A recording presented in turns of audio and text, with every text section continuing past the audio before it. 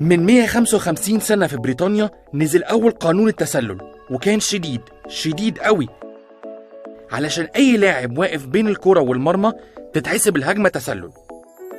وفي سنة 1887 طلع قانون ما بيحسبش اللاعب متسلل لو جات له الكرة من الخصم. وفي سنة 1907 طلع قانون لا يحتسب اللاعب الموجود في نص ملعبه متسلل، والقانون ده فضل موجود لحد دلوقتي. وفي سنة 1920 بدأ تطبيق قانون لا تسلل من رمية التماس. وأخيرا في سنة 1990 عمل ستانلي روس عضو إدارة IFAB تعديل أخير على قانون التسلل، وهو إن يتحسب التسلل على اللاعب في حالة تقدم أي جزء من جسمه ما عدا إيده عن آخر لاعب مدافع في فريق الخصم.